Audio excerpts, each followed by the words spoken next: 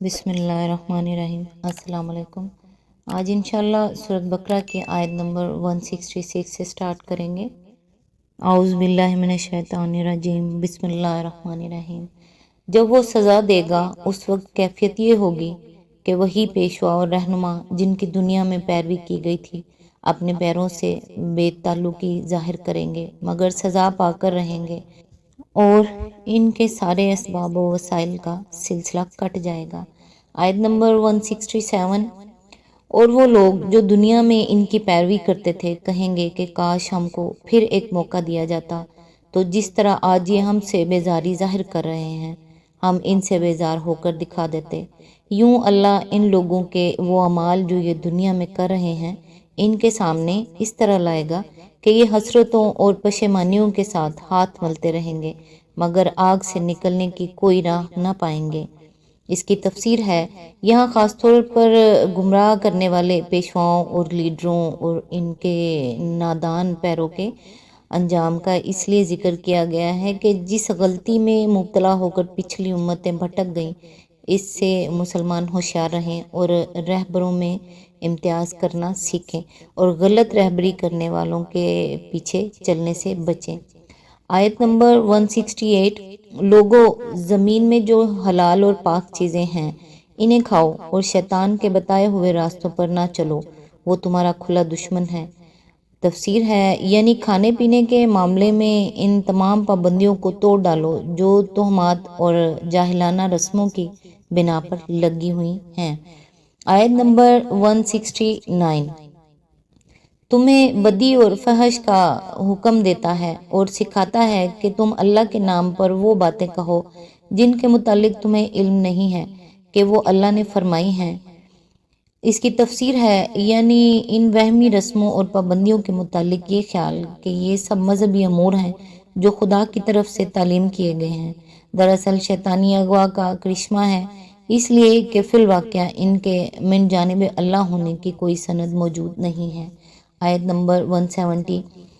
इनसे जब कहा जाता है कि अल्लाह ने जो अहकाम नाजिल किए हैं इनकी पैरवी करो तो जवाब देते हैं कि हम तो इसी तरीके की पैरवी करेंगे जिस पर हमने अपने बाप दादा को पाया है। अच्छा, अगर इनके बाप दादा ने अक्ल से कुछ काम भी ना लिया हो और राह रास्त ना पाई हो तो क्या फिर भी ये इन्हीं की पैरवी किए चले जाएंगे।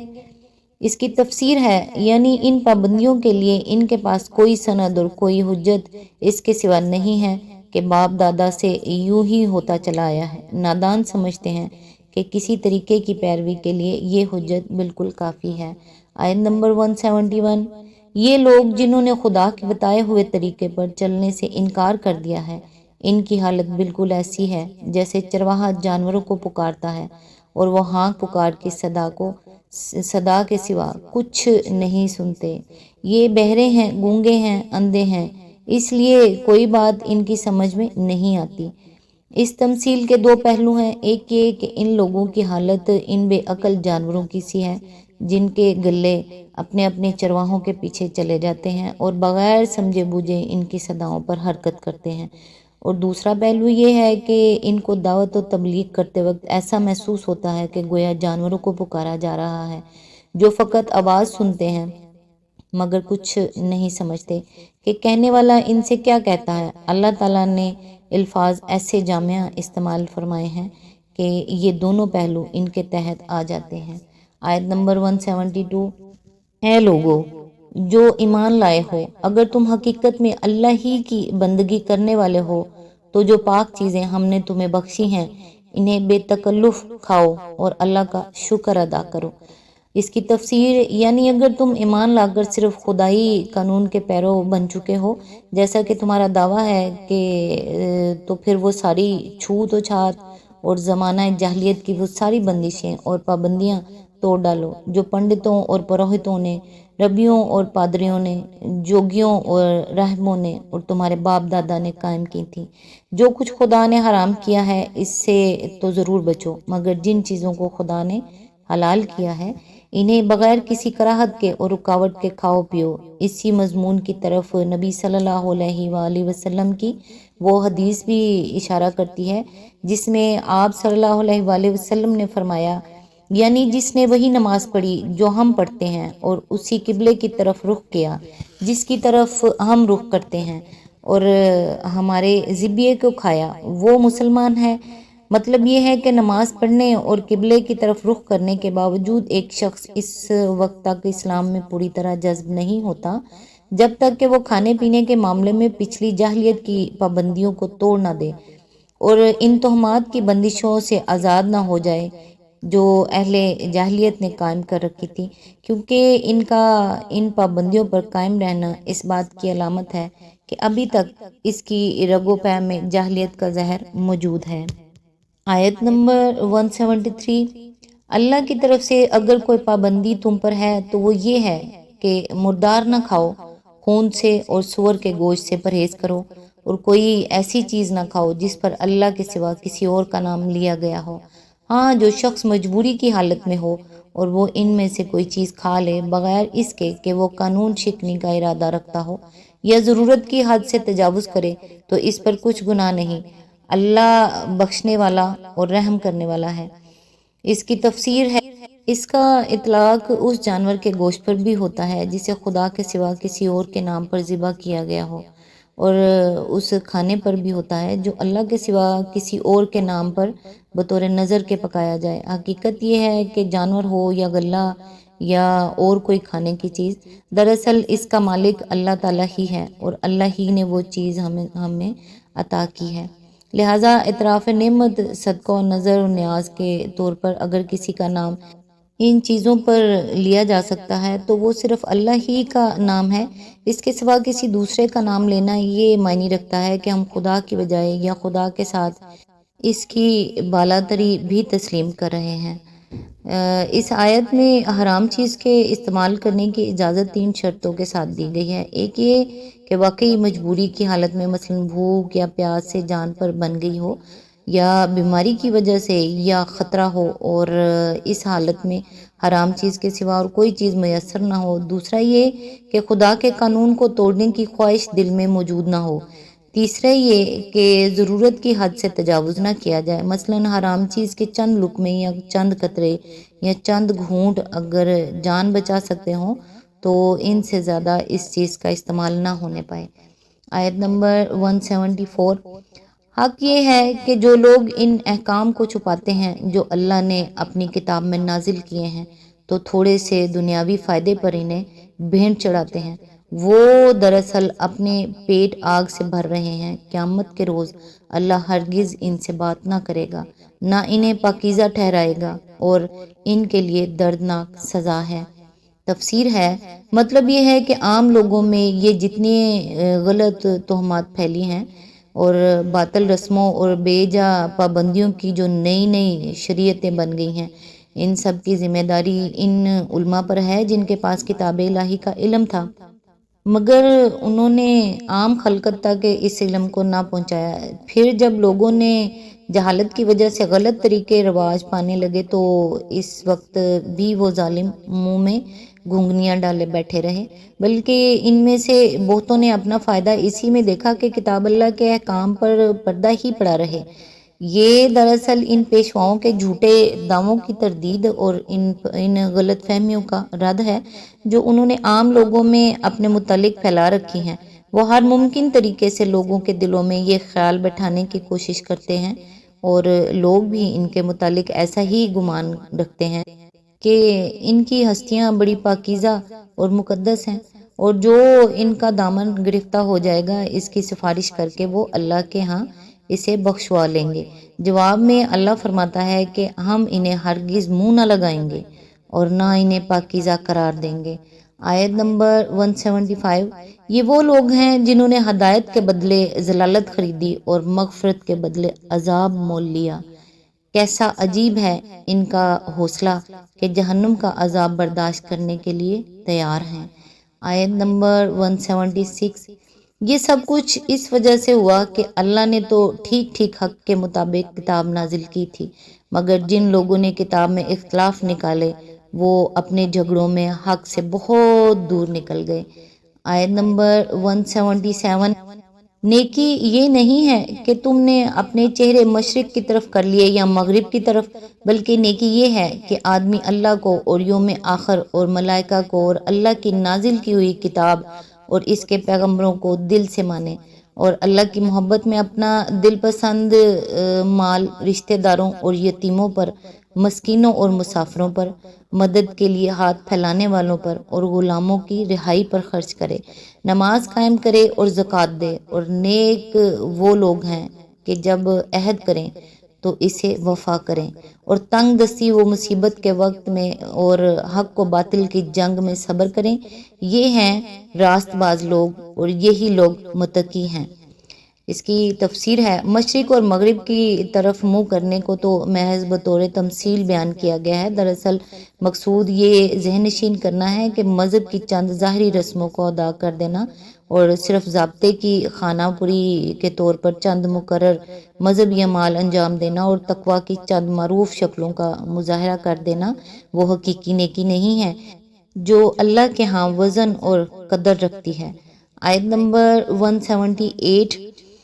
اے لوگو جو ایمان لائے ہو، تمہارے لیے قتل کے مقدموں میں قصاص کا حکم لکھ دیا گیا ہے، آزاد آدمی نے قتل کیا ہو تو آزاد ہی سے بدلہ لیا جائے گا، غلام قاتل ہو تو غلام ہی قتل کیا جائے، اور عورت اس جرم کی مرتکب ہو تو اس عورت ہی سے قصاص لیا جائے، ہاں اگر کسی قاتل کے ساتھ اس کا بھائی کچھ نرمی کرنے کے لیے تیار ہو تو معروف طریقے کے مطابق خون بہا کا تصفیہ ہونا چاہیے، اور قاتل کو لازم ہے کہ راستی کے ساتھ خون بہا ادا کرے، یہ تمہارے رب کی طرف سے تخفیف اور رحمت ہے، اس پر بھی جو زیادتی کرے اس کے لیے دردناک سزا ہے۔ قصاص یعنی خون کا بدلہ یہ کہ آدمی کے ساتھ وہی کیا جائے جو اس نے دوسرے آدمی کے ساتھ کیا، مگر اس کا مطلب یہ نہیں ہے کہ قاتل نے جس طریقے سے مقتول کو قتل کیا ہو اسی طریقے سے اس کو قتل کیا جائے، بلکہ مطلب صرف یہ ہے کہ جان لینے کا جو فعل اس نے مقتول کے ساتھ کیا ہے وہی اس کے ساتھ کیا جائے۔ جاہلیت کے زمانے میں لوگوں کا طریقہ یہ تھا کہ ایک قوم یا قبیلے کے لوگ اپنے مقتول کے خون بہا کو جتنا قیمتی سمجھتے تھے اتنی ہی قیمت کا خون اس خاندان یا قبیلے یا قوم سے لینا چاہتے تھے جس کے آدمی نے اسے مارا ہو، محض مقتول کے بدلے میں قاتل کی جان لے لینے سے ان کا دل ٹھنڈا نہ ہوتا تھا، وہ اپنے ایک آدمی کا بدلہ بیسیوں اور سینکڑوں سے لینا چاہتے تھے۔ ان کا کوئی معزز آدمی اگر دوسرے گروہ کے کسی چھوٹے آدمی کے ہاتھوں مارا گیا ہو تو وہ اصلی قاتل کے قتل کو کافی نہیں سمجھتے تھے، بلکہ ان کی خواہش یہ ہوتی تھی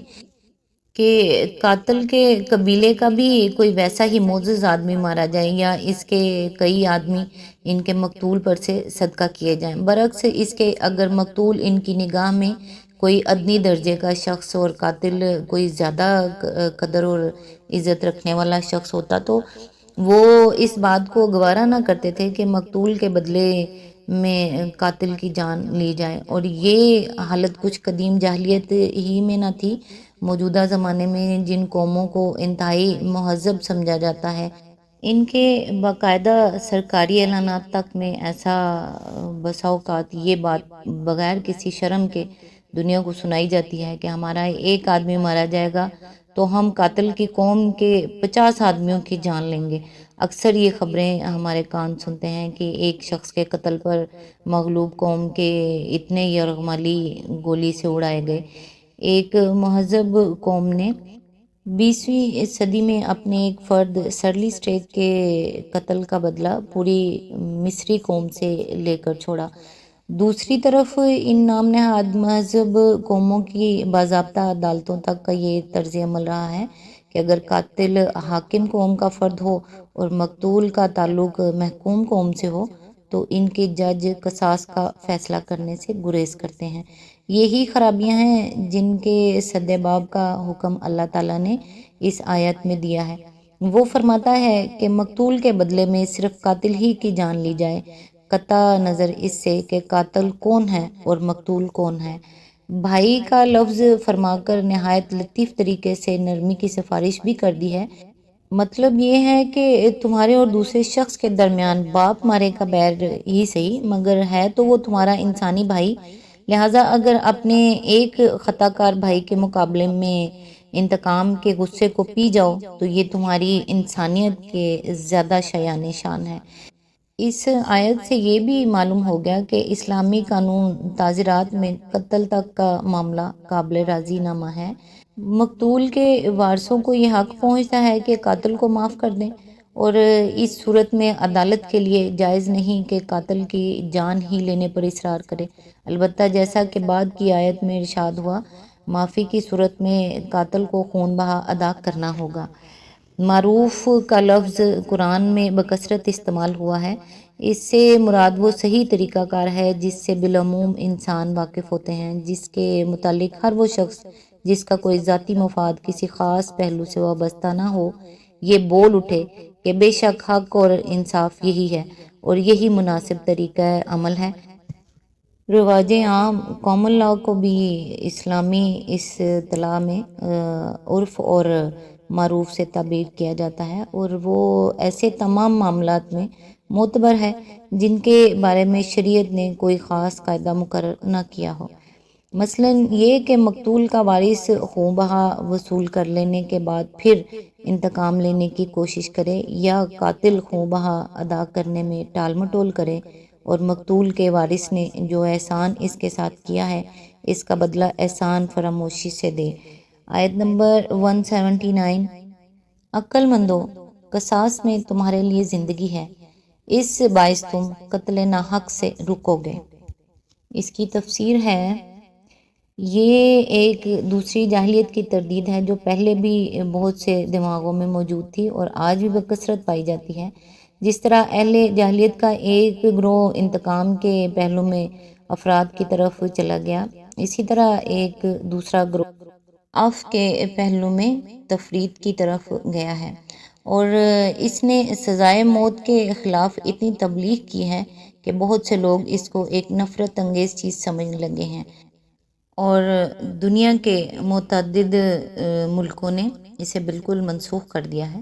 قرآن اسی پر اہل عقل کو مخاطب کر کے تنبیہ کرتا ہے کہ قصاص میں سوسائٹی کی زندگی ہے، اور سوسائٹی انسانی جان کا احترام نہ کرنے والوں کی جان کو محترم ٹھہراتی ہے۔ وہ